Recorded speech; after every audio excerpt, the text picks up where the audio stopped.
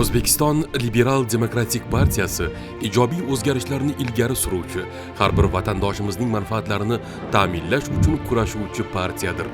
Biz xususiy mulk daxlisiz bo'lishi, har bir fuqaroning haq-huquqlari so'zsiz ta'minlanishini ilgari suramiz. O'zbekiston Liberal Demokratik partiyasi davlatning iqtisodiyotdagi ishtirokini kamaytirish, odamlarning hayoti erkin bo'lishi, biznes yuritish oson va qulay bo'lishi, soliqlar past, byurokratiya esa to'siq bo'lmasligi uchun intiladi.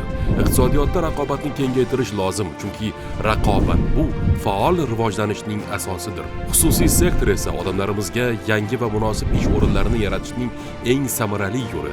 Aynan shuning uchun partiyamiz biznesni qo'llab-quvvatlaydi. Biz uchun inson huquqlari va erkinliklari ustuvordir. Partiyamiz ramzidagi 8 qirrali yulduz ham yangicha fikrlovchi, ishbilarmon va tadbirkor insonlarni atrofimizda birlashtirishimizga ishoradir.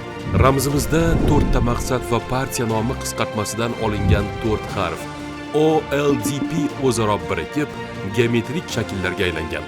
Hosil bo'lgan belgi an'anaviy va me'moriy bezak aks ettiradi hamda o'zbek xalqining boy an'analari va mamlakatning qadimiy tarixiga hurmatni bildiradi. O'zbekiston Liberal Demokratik partiyasi bunyodkorlar partiyasi.